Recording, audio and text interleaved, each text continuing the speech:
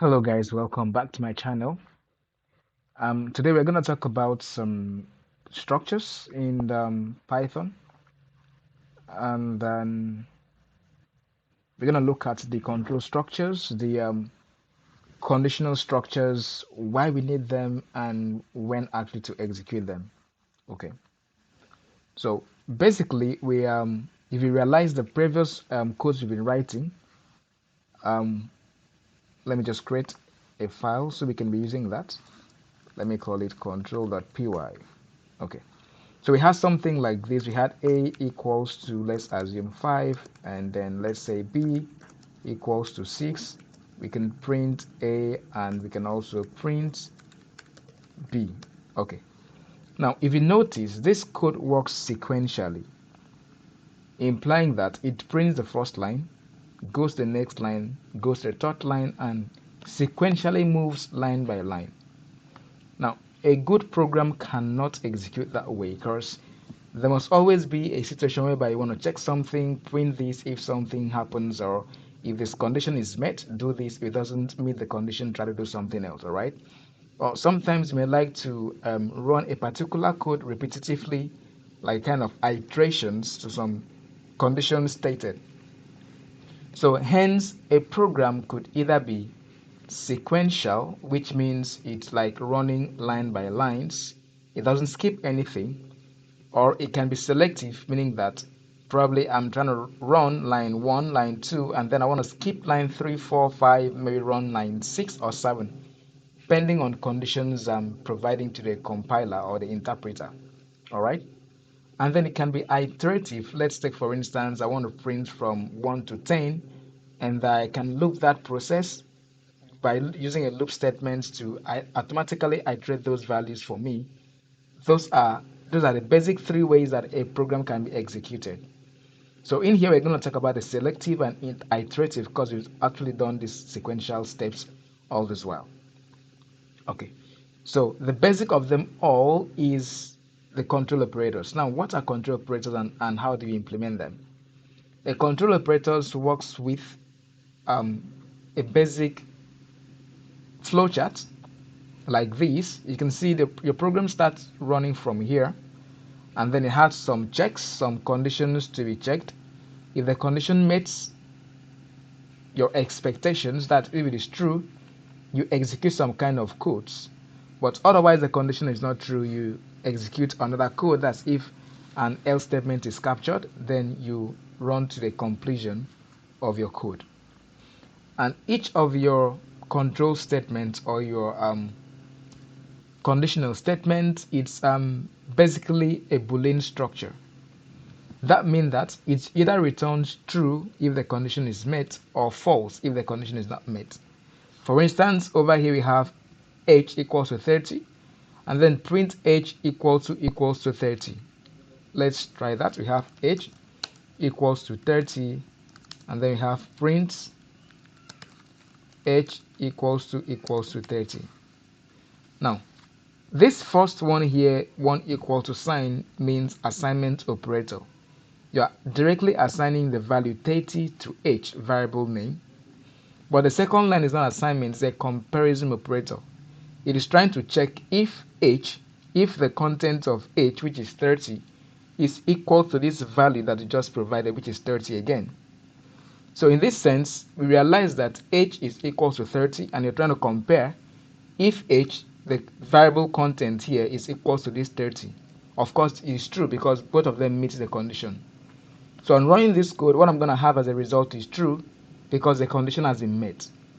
But if I should use not equal to here, which is opposite of equal to in terms of comparison, this is going to be false because h is not equals to 30, but in this sense it's equal to, so it's not negated. If I'm running this, I'm going to have false. Now the only difference here is that your double equal to will return true when the condition is met, like when the two values you're comparing is the same. But if you use not equals to, it means that the two values are not the same, or sometimes it's the opposite of what you want to compare. Okay, now if you look at my slides, you can see that we have about 1, 2, 3, 4, 5, 6 comparison operators that you can use. Now, we've talked about the equal to and the not equal to. Now we're going to talk about either one or two of these. With that, you can understand the rest of them. Okay, so greater than sign. Let's start with greater than sign. Let's say I have A equals to, let's say, 10, and I have B equals to, let's say, 5. And I say print A is greater than B. Now, in this case, of course, A is 10 and B is 5. So A is actually greater than B. On running this code, I'm going to have true because A is 10 and what? B is 5. Okay. What if I make 10 B to become 10? In this sense, is A greater than B? No, of course. A is not greater than B, neither is B greater than A. They are of the same level. But because you use greater than sign, this is going to return false because it's not the same thing. So if I run here, I'm going to have false because A is not greater than B, but they are the same. Now, what you can do here is to check if A is greater than or equal to 10. That's if you are trying to compare if the value in B is either the same or above. So in this sense, since A and B are the same thing, it's going to print true. Okay? If I should increase this B, let's say something like 20, it's going to print true as well because it's still greater than. So take note of the greater than and the greater than equals to. Now, when do we really need to use this and when are we not supposed to use this? Let's take, for instance, we have a variable called result. Okay? Result equals to, let's say, 40. And then you want to check if a student's result from 40 and above is pass. Any student that scores 40 and above, that's pass. If you score anything less than 40, that's fail. Now, I'm expecting to have true if it's up to 40 or above. If you have something like print and then you pass, say, result equals to or greater than 40.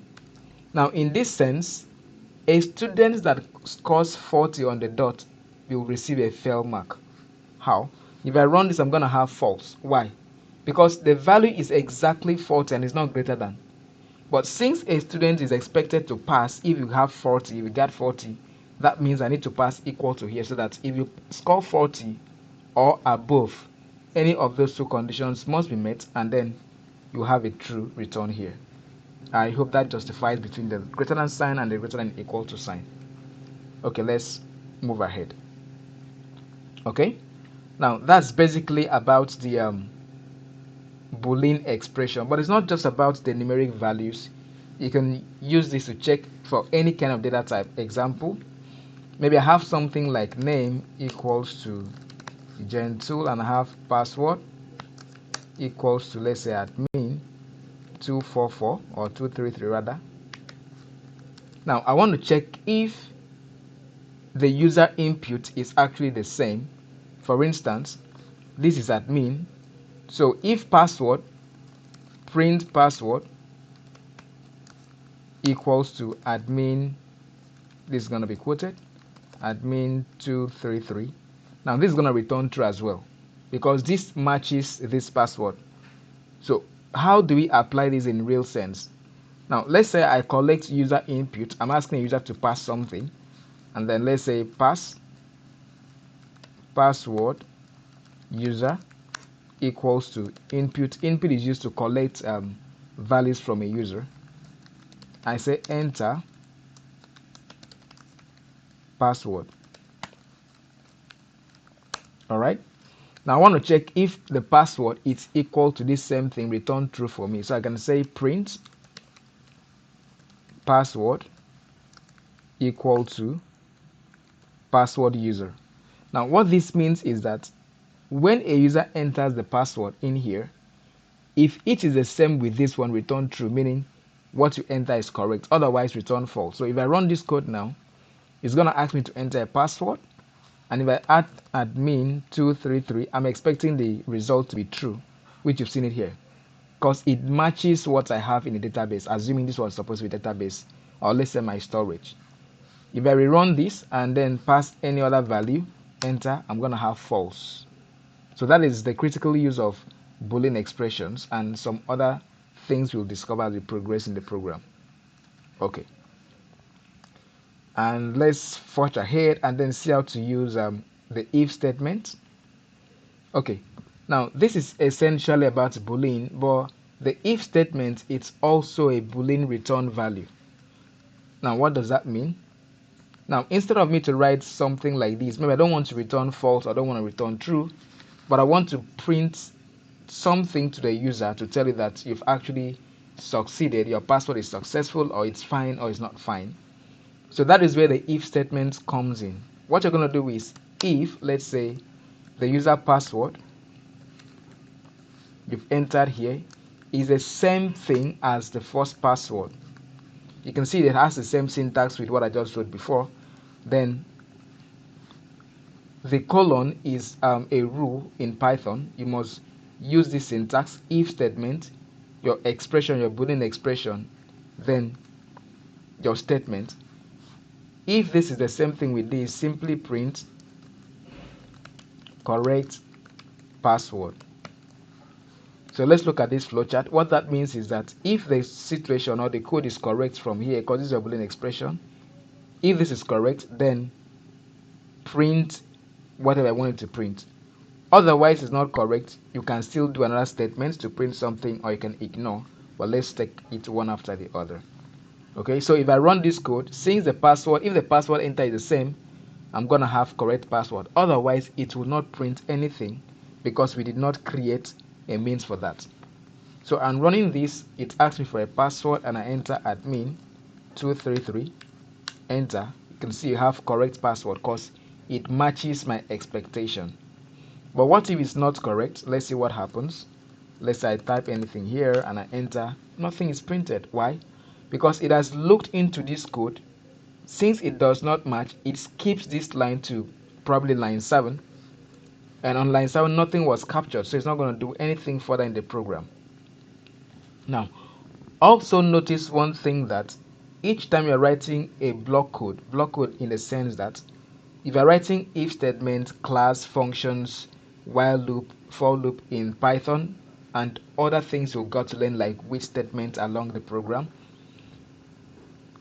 your first line is your code block declaration, which is the if, the for, or whatever you want to write here as a code block. Then any statement that is inside this code block should be indented. By indentation I mean having 4 space bar. However, Python, immediately you have this colon here. For instance, let's do this. Let me take this off. Immediately you have the colon sign here and you hit enter key, it will automatically create that indent for you. And anything you type inside here belongs to this if statement. It cannot be seen outside. For instance, if I write something like if the password is correct, create a variable, let's say variable equals to maybe name, or let me say password is correct, and then print variable. Now this print statement and this variable belongs to this if block. Alright, but if I bring this if statement to the beginning of the line, now number one, you notice that this variable is not seen because it's not seen outside this scope. The variable belongs to the if and it cannot be seen outside. So if I'm trying to run this, I'll run into an error. After putting my name, let's say a password is given, you can see I have an error because this variable is not seen. It can't be verified outside the if statement. But once I take it back into the if block, it is now accepted. Alright, so if I try to run this, enter the right code, which is admin 233, and enter, password is correct, will be printed. Okay, now anything that you write outside the if block will always be executed because it's not part of this flow. For instance, I write always print. Okay, on running this code, whether my password is correct or not, it will still print always print. So if the password is actually correct and I have admin 233, it will print. Okay, now The reason that is not printed because we did not actually print this variable, so I need to call here and print the variable. Okay, so now I'm running that again. Sorry for that. Admin233, enter. You can see the two things are printed irrespective of whether this is correct or not because this if statement, whatever is inside here is a block, and whatever is outside this if will always be executed. Okay, that's basically about the if statement. Now, so since we have this, let me take this one off. What if the password is not correct? All right, probably you have the password equals the password and then you enter something wrong. It's supposed to give you a message that there is no, or your password is wrong, right? That is where the else statement comes in. Now what the else statement does is that if this condition is not met, then whatever other condition that you write or whatever thing that you write will be executed. So if I say here print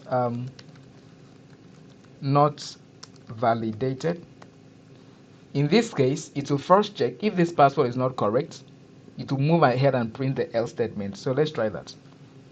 Enter password, I enter admin and then a nonsense value, enter, not validated, right? This condition is taken.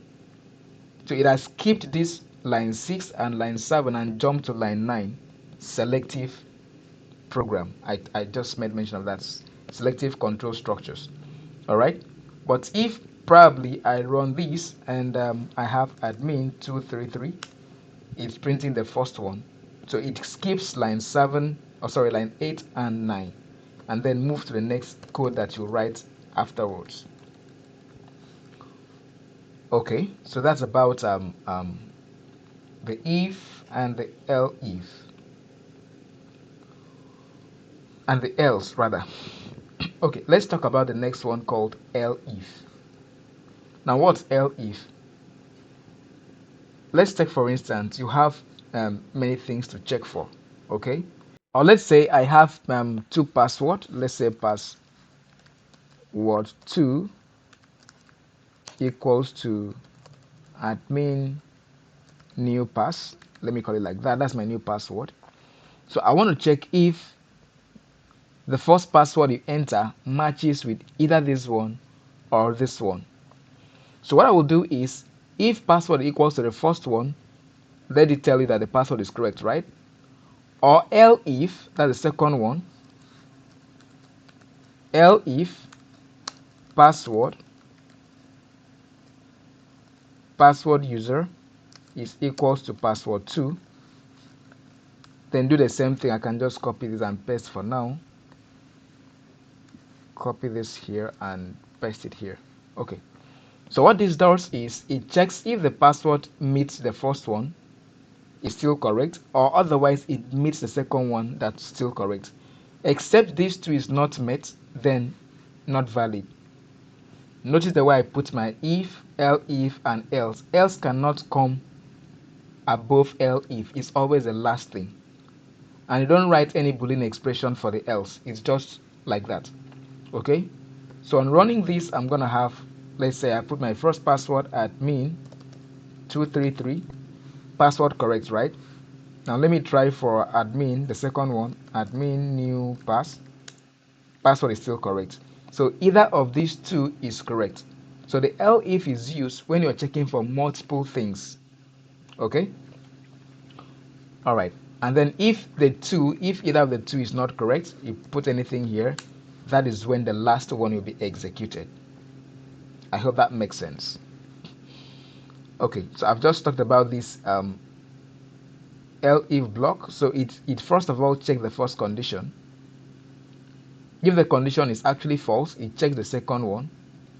If the second one is actually false, it now prints the else block.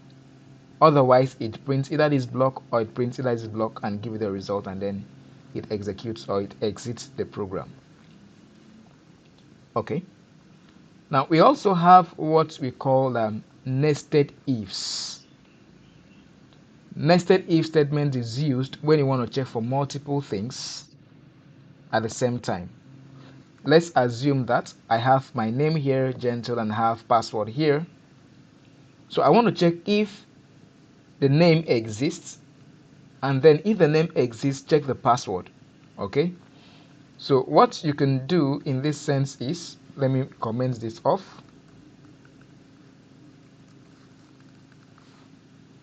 Okay, what you can do here is for you to first check if the name is valid. So what I'm going to do is, if let me just take this off for a while. Let me say user equals to input,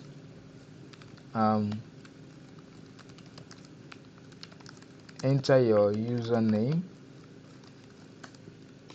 and then the second one is password, or let me just use pass equals to input, enter your password. Okay, now first I want to check if the name is valid, so I can say if user is equals to name. So it's going to check if what you enter here matches what you have here. Okay, then I now check again if pass equals to password. Now what this actually means is that it's going to first check if this name exists, then check for the second condition. But if this name does not exist, there is no point checking for the second condition. Just skip the program. So if the username is correct, check if the password is correct. If the password is correct, then do something.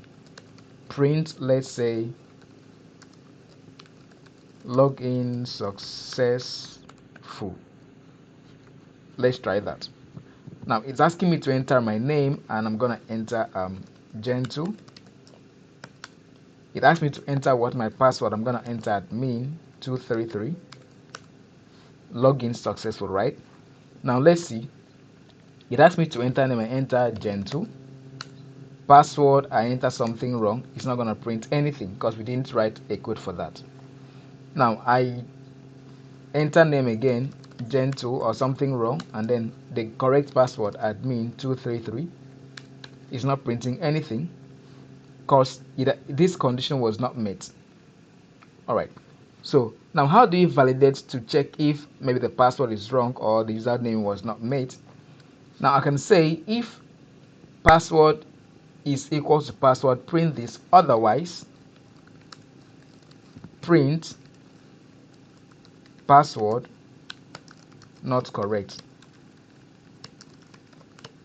Okay, what this is gonna do is that if the name is correct, it will come into a second if block and then check for your password and then determine the correctness of your password and give you the output. So if I run this, let me say I enter my name correctly, Gen2, and I enter a wrong password, it's telling me password not correct. But if I run a wrong name and then enter a correct name, whether the password is correct or not, it's not printing anything because this condition was not met. So it's not even checking for this number 9 to number 12. Okay, let's see how to check that as well. You can put if here, else here, print username not correct. So this is going to check for the username and as well check for the password differently. So if I run this and maybe I have Gentle wrong username here and I have a good, maybe correct password, admin233, username not correct, right? Okay, if I try to use let's say Gentle, correct name, and then I have a correct password, admin233, it's printing login successful. I don't know if that is confusing, but if it is confusing, just rewind the video, try to watch this again, try to understand it again, try to see how the if statements have been placed and the else statements have been placed here, so you can have a clue of how this is implemented. So this if and this if, these two if here makes it nested if statements. All right, you can have 3, you can have 4, you can have 5, you can have 6, you can have 7, depending on what you want to check, but I don't even know what will prompt you to have 7 or 5 if nested statements. Okay, so now else clause handling, we've just handled that. By else clause, I'm talking about this else. Clause clustering to this very inner if statement, and then this outer else clustering to this outer else statement. This else belongs to this one, and this particular one belongs to this one. So if I have three ifs, I can as well have three elses. But there is no way you can have one if statement and have more than one else. Else statement only applies to one if statement. So if you have one if statement, even if you have multiple else if, you're going to have just one else statement. Is that right? Okay. So that's about the else clause handling. All right. So the next one here we're going to talk about is the logical operators. But before we go into this, there is something I want to do in this nested if statement we just concluded. Now, you look at the previous code we wrote, you realize that we had something like two password to check for if this password is correct, else check for this one. So you can still do the same thing in this nested if statement, all right? Now, what you got to do is to ensure that you write your else if statement in its appropriate block. For instance, I want to check for the second password, so I'm going to pass the else if inside this inner else block. So I can have something like else if I'm going to say pass is equals to the second password, which is password 2. Then do the same thing, print login successful. Now in this sense, this else if belongs to this inner if, all right, or sorry, inner if statement. You can apply the same thing for this outer if as well. You can have something like this. Let's say else if user equals to, let me pass a different username. Let me say something like precious. Then you're still gonna say print user found. That's a different thing. User found. Okay, I'm just trying to use it as an example to clarify on some stuff. So now what happens here is that it first checks for the username. If this username is valid, it will now compare for this password, right? If this password is actually correct or something. Then if it is correct, it will give an output. Let's try that actually. So I'm gonna have here, let's say gentle is a name, and I'm gonna pass the second password, which is admin new pass. All right. So I'm running that. I got login successful because this else if matches the password that is expected of me. All right. Now let's try to use precious. Since precious is not directly written above this very code, the password is not going to be applied to precious. So let's see what that's going to happen. We have precious. So we have precious, yeah, good. Then we have a password here called let's say admin233. We hit enter. Now it only prints user found because that is the command that is under this else statement. But if you want to check for the password as well with precious, you can as well copy this password that is right here. Okay, I'm gonna copy this entire block and then paste it here. So we have two persons, two users having the same password, two passwords to two users. All right. So if I run this, either precious or gentle is going to be fine so far the password is correct. So let me enter precious, and then here I have admin 233. Enter. You can see login successful. So you can try to manipulate your ways and see how to appreciate if statements, but this is not the best approach to it, right? Of course, this is bad. You can't write this kind of code. It's not efficient. But this is just for trial space. So just try to understand how to play around, do some other stuff like that, and get understanding. Once you do that, we are going to see how to make this code efficient. This is not actually the right way to go about this. It's not correct, but for learning purpose, it's fine at this level. Okay. So we move to the next level, to the next slide, logical operators. Now we have basically three logical operators in programming: and, or, and not. I don't know if you've heard anything about truth table before, but if you've not heard about that, that's fine. I'll try my best to explain this very stuff for you to understand. Okay, let me take down these a little bit so we can work on the logical statements. Now, I want to write something of this nature, exactly what you have here, but I want to minimize my repetitions of if and all that statements like that. So for instance, we have something like if name equals to, or sorry, user equals to name, right? Then that's the first checking. Then the second checking is checking the password is correct. So we have if pass equals to password. So what is this trying to do? It checks if the name is correct. After that, it moves to check if the password is correct. That's 2 lines. But you can write these 2 things in a single line of code using the logical AND operator. Because what this matters is that first your name must be equals to gentle, and then your password must be equals to either this one or this one. We're going to talk about that in a bit, but let's talk about the first one called the AND. So if the 2 conditions is met, that's when you do what?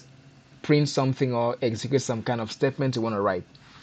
Now, if you come to the logical operator right here, we have the T, the T, the F, the F, the T, F, and stuff like that. Now, this is AND, the normal multiplication arithmetics you know. Now, where you have the F is 0, and where you have the T is 1. Let's assume like that. So now, 1 times 1, normal mathematical operations, multiplication operation, is going to give you 1, right? 1 times 0 is going to give you 0. So anytime you multiply 0 by a number, you're going to have 0 at the end. So this T, take it as 1. T, that's 1, 1 is going to give me 1 as a result. So 1, 0, 0, 0, 1, 0, 0, 0, 0. That's just it. Now this table represents the AND operator. Okay? So what that means is that if I should do something of this nature, I don't want to do it in 2 lines. I can pass the AND here and pass equals to password, right? Now what I'm trying to achieve here is that check first if the user is equals to gentle, and check if the password is equals to this admin. If that is true, print the same login successful.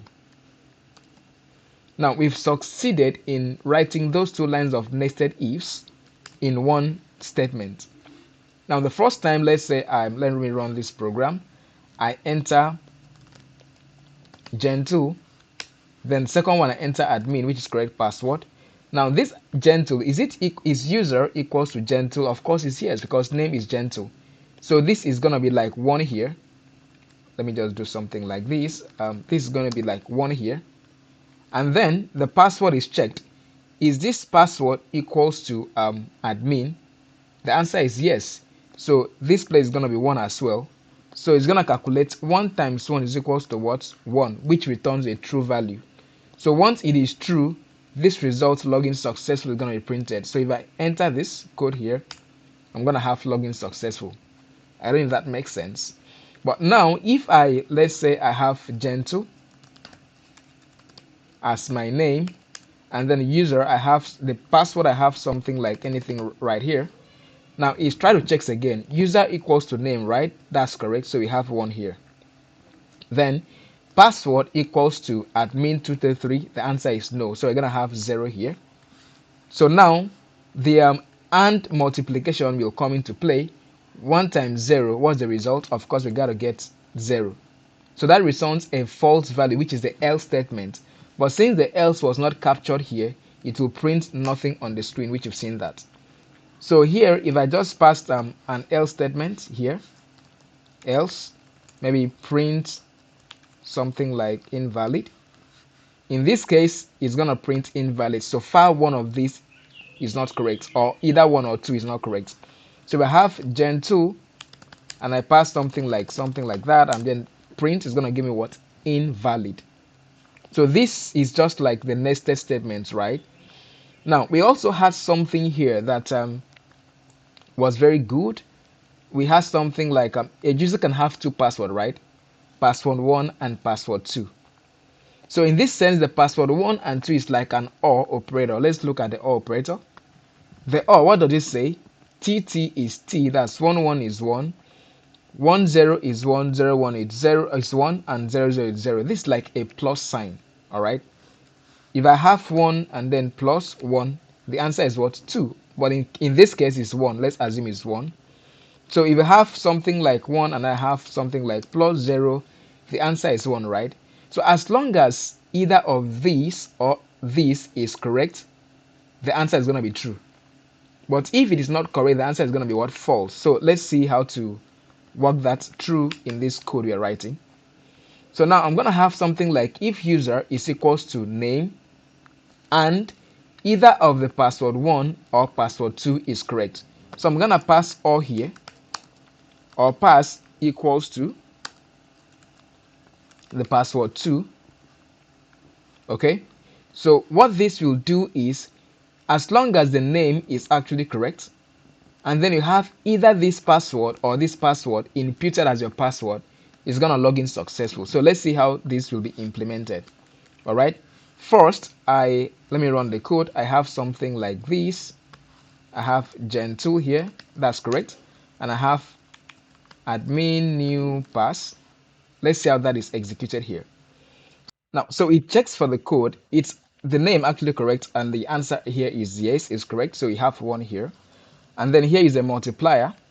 Now, either of this particular one or this one could be correct. Now, it checks for this one. Is it correct? No. Remember that this is just like an if-else statement.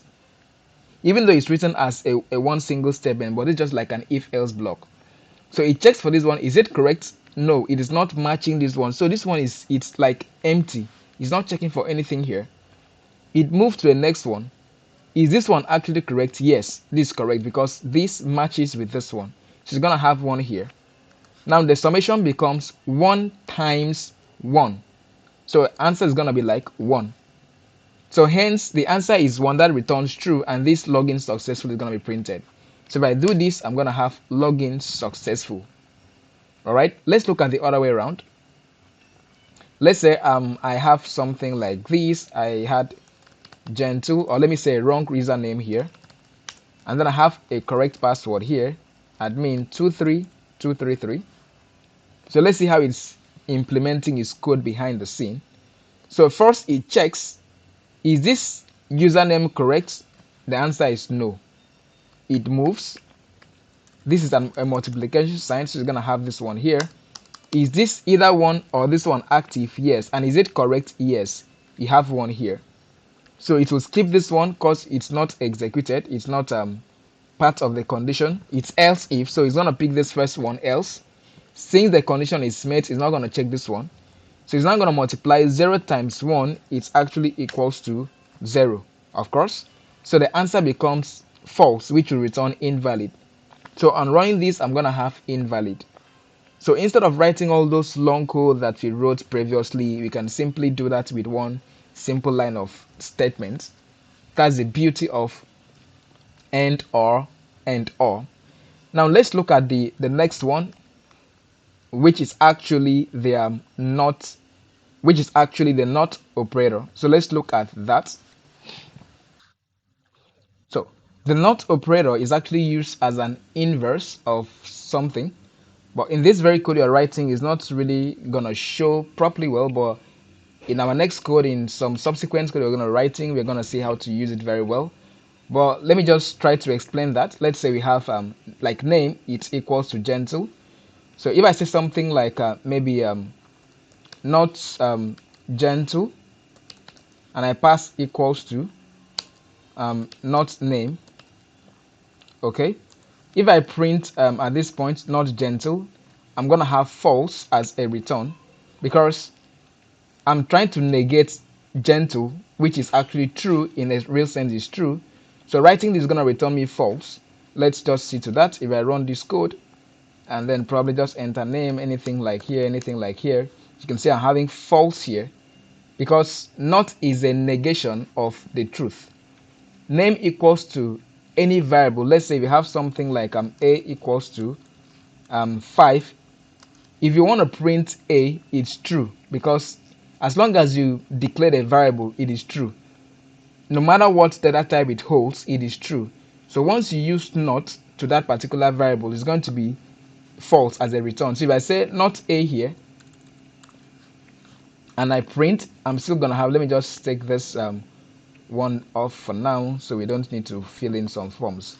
If I run this, I'm gonna have okay, I think I need to take this one off as well. Okay, if I run this, I'm gonna have false because it's a negation of the truth. Okay, so if let's say A was actually equals to false initially and I have negation here, it's gonna be true, so it's gonna return true. Not is just an inverse of the reality.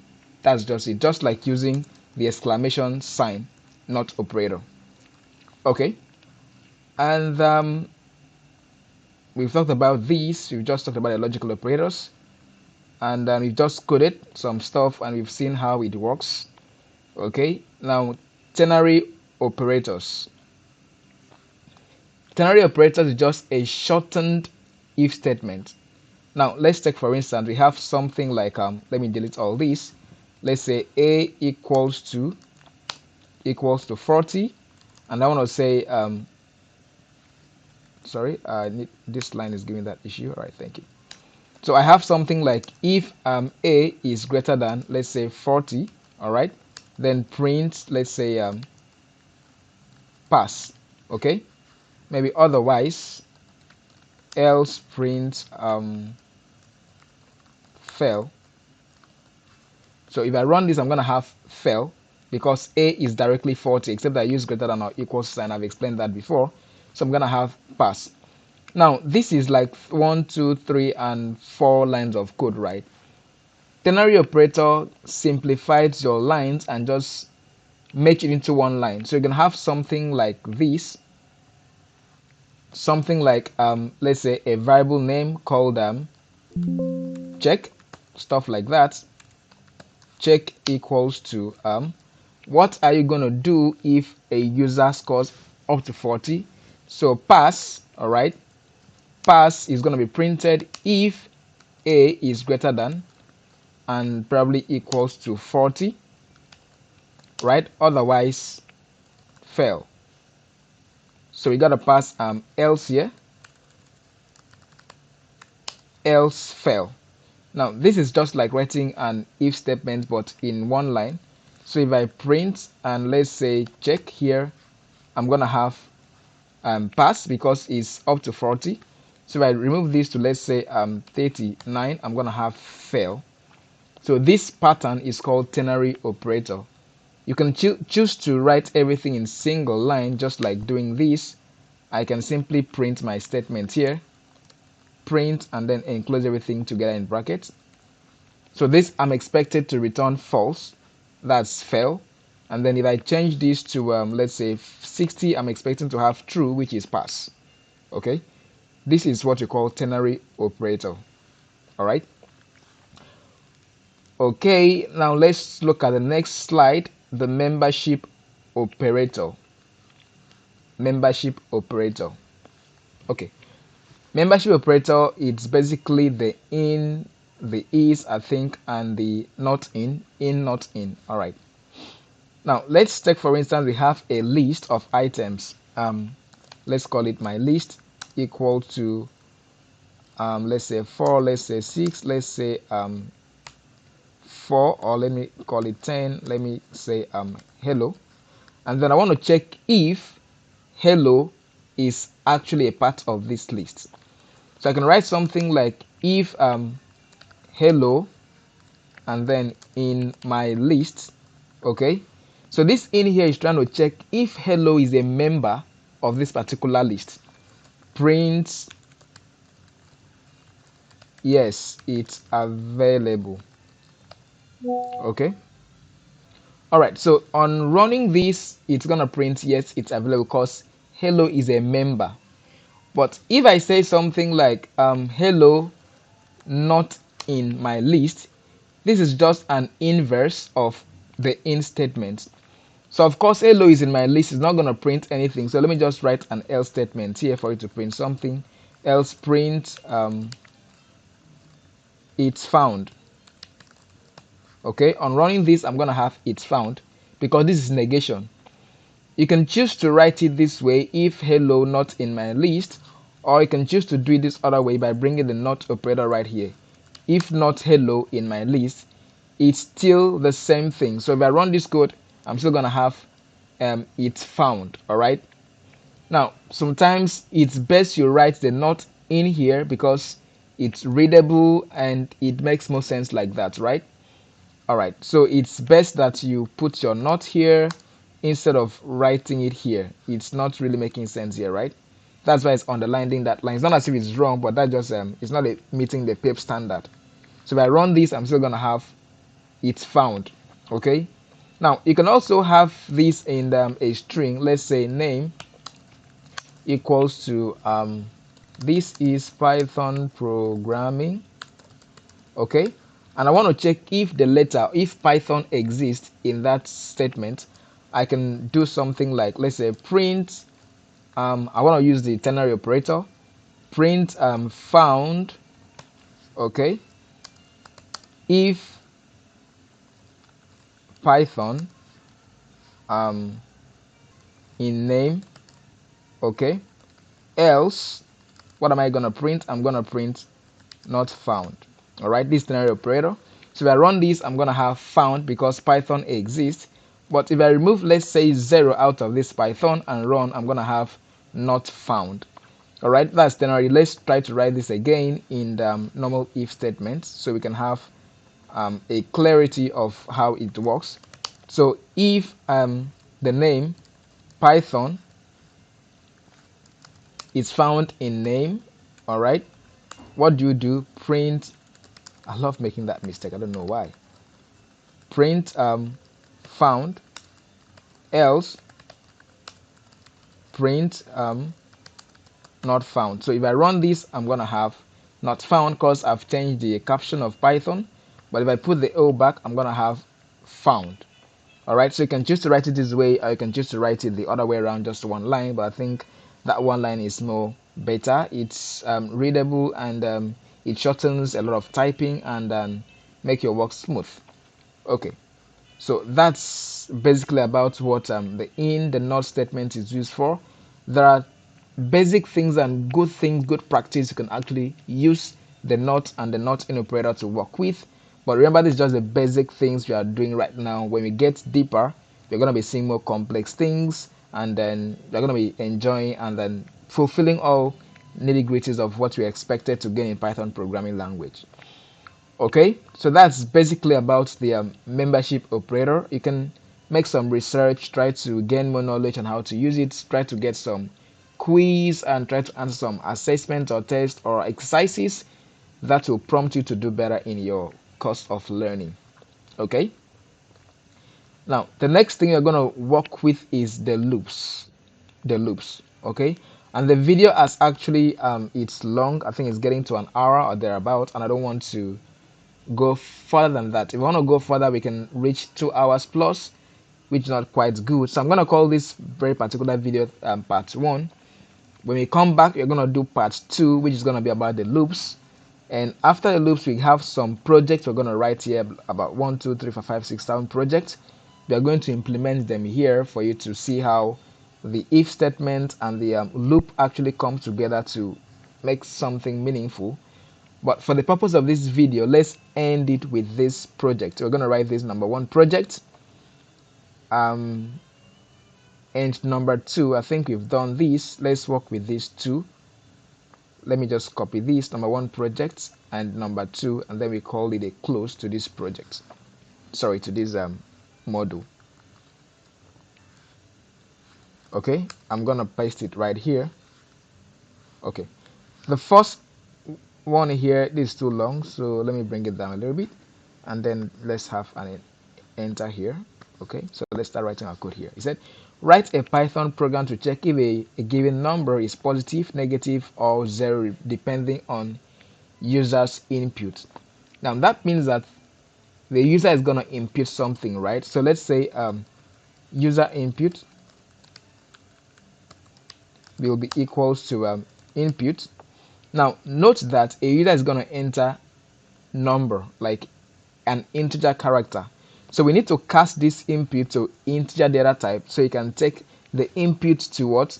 An integer data type. There are many ways you can do that.